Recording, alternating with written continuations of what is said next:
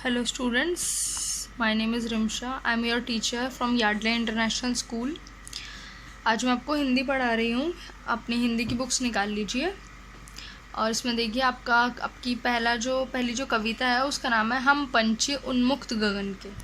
एक कविता है, इसमें है कि हम जो पंछी हैं वो खुले आसमान के हैं, तो उसके बारे में पढ़ेंगे. जो पंछी जिन्हें हम कैद कर लेते हैं उनकी मन की व्यथा क्या होती है, उनके मन में क्या चल रहा होता है, हम वो पढ़ेंगे. ठीक है, तो पहले मैं आपको पूरी ही रीड करके सुना रही हूँ. आपकी ये जो कविता है ध्यान से सुनिएगा. हम पंछी उन्मुक्त गगन के पिंजर बंद ना गा पाएंगे, कनक तीलियों से टकराकर पुलकित पंख टूट जाएंगे. हम बहता जल पीने वाले मर जाएंगे भूखे प्यासे, कहीं भली है कटुक निबोरी कनक कटोरी की मैदा से. स्वर्ण श्रृंखला के बंधन में अपनी गति उड़ान सब भूलो, बस सपनों में देख रहे हैं तरु की फुनगी पर के झूले. ऐसे थे अरमान के उड़ते नील गगन की सीमा पाने, लाल किरण सी चोंच खोल चुगते तारक अनार के दाने. होती सीमाहीन क्षितिज से इन पंखों की होड़ा होड़ी, या तो क्षितिज मिलन बन जाता या तंती सांसों की डोरी. नीड़ न दो चाहे टहनी का आश्रय छिन छिन कर डालो, लेकिन पंख दिए प्रभु ने आकुल उड़ान में विघ्न न डालो. इट मीन्स, सबसे पहले हम फर्स्ट पैरा का मीनिंग बताएंगे. हम पंछी उन्मुक्त गगन के पिंजर बंद ना गा पाएंगे, कनक तीलियों से टकराकर पुलकित पंख टूट जाएंगे. इसका मतलब है कि हम जो है पंछी हैं उन्मुक्त गगन के, यानी कि खुले आसमान के हम पंछी हैं. पिंजर बंद ना गा पाएंगे, पिंजरे में बंद होके, जो हम पिंजरे में बंद कर लेते हैं पंछियों को, उस पिंजरे में बंद होके हम गा नहीं पाएंगे. कनक तीलियों से टकराकर पुलकित पंख टूट जाएंगे. मतलब जो हमें पिंजरे में बंद कर रखा है, उनकी जो पिंजरे की जो तीलियां हैं, जो उनकी जंजीरें हैं, उनसे हम टकरा कर हमारे जो पंख हैं, हमें जो खुशी से हम जो पंख फैलाते हैं वो हमारे सारे पंख टूट जाएंगे. तो हमें पिंजरे में बंद मत करो. ठीक है. हम बहता जल पीने वाले मर जाएंगे भूखे प्यासे. हम जो भी ये पंछी हैं, जब जो जल बहता है उसको पीते हैं. जो नदी में बहता हुआ पानी आता है ये उसको पीते हैं. ये कभी रखा हुआ पानी, इधर उधर का पानी बहुत ही कम पीते हैं. जब जल बह रहा होता है झरनों से, नदियों से, वहाँ से बहते हुए जल को ये पी लेते हैं. तो ये कह रहे हैं कि हम जो है बहता हुआ जल पीने वाले हैं, मर जाएंगे भूखे प्यासे. हम भूखे प्यासे मर जाएंगे. अगर हमें कैद कर लिया तो हम भूखे प्यासे मर जाएंगे. कहीं भली है कटुक निबोरी कनक कटोरी की मैदा सी. मतलब बिल्कुल सही कहा है किसी ने कि हमें इसमें पिंजरे में बंद मत करो. वो कह रहे हैं कि हमें क्या कहते हैं, चाहे हम जो कड़वी निबोरी होती है हमारे लिए वो अच्छी है. हमारे पिंजरे में रहकर हमें बहुत अच्छे खाने से ज़्यादा अच्छी है. अगर हम बाहर अपने किसी कड़वी निबोरी यानी कि कड़वा नींबू खा लें हम, वो अच्छा है. हमें हमारी जो है हमें सोने की कटोरी या हमें बहुत ही अच्छी कटोरी में कुछ नहीं चाहिए. हम बाहर जाके हमारे लिए तुम्हारी सोने की कटोरी से बहुत अच्छे है हमारा वो कड़वा नींबू, क्योंकि वो हमें आज़ादी देगा. वो इन्हें आज़ादी से मिलेगी वो नींबू, वो हमारा उनका कड़वा नींबू वो ना आज़ादी से मिलेगा. इसलिए उनके लिए वो अच्छा है, उनके सोने की कटोरी में कुछ खाने से. स्वर्ण श्रृंखला के बंधन में अपनी गति उड़ान सब भूले. मतलब ये जो सोने की जो जंजीरें डाल रखी है हमारे पैरों में, इसके अंदर हम अपनी गति, अपनी स्पीड वो भी भूल चुके हैं, अपनी उड़ान भी भूल चुके हैं. हमें ऐसे बंधन में बांध दिया कि हम सब कुछ भूल गए. आसमान में उड़ना, खुले आसमान में उड़ना, अपनी आज़ादी सब भूल चुके हैं हम.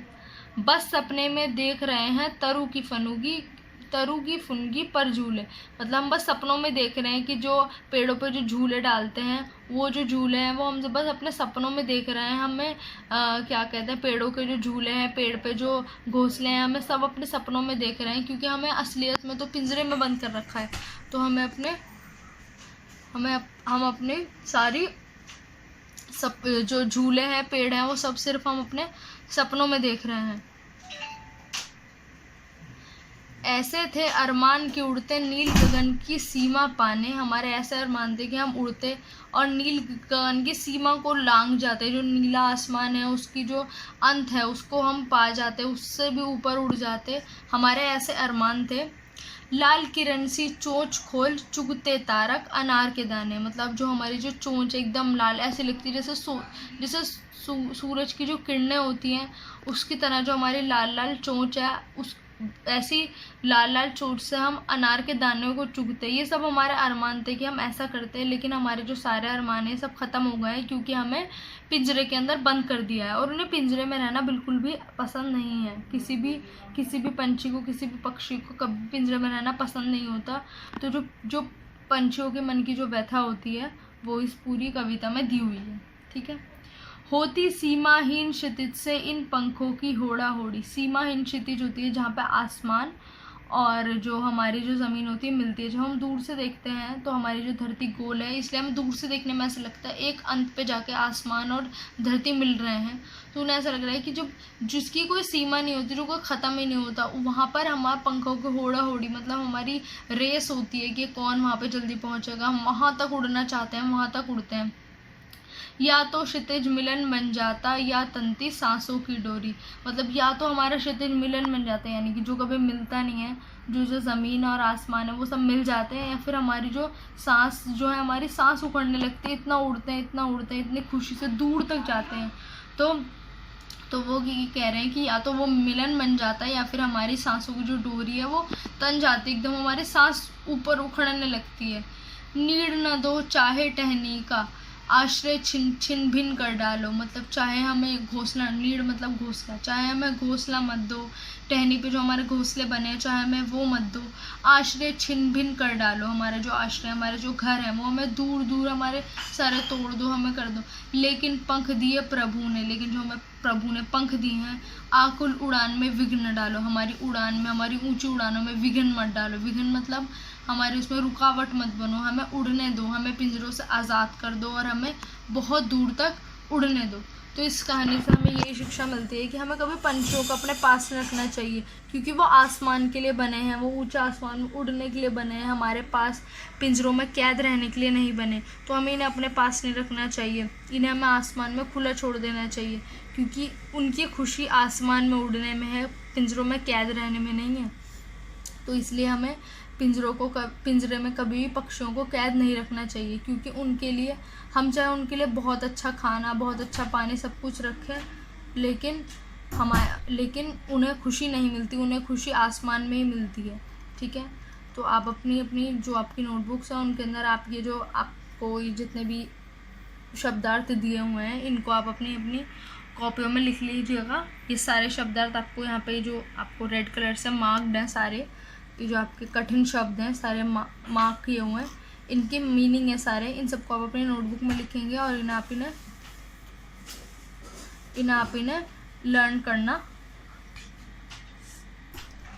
और आपको सबको इनको अच्छे से पढ़ना है और इन्हें लर्न करना है, उसको अच्छे से समझना है, और इसकी शिक्षा पे भी आपको ज़रूर से ज़रूर ध्यान देना है। ठीक है। चलिए, अब आपको नेक्स्ट क्लास में मैं आपका नेक्स्ट चैप्टर करवाऊँगी, नहीं, मैं आपको उसके क्वेश्चन आंसर्स बताऊँगी। ठीक है। तब तक आप इसको पक्का इसके शब्दार्थ ज़रूर करिएगा। Okay, bye.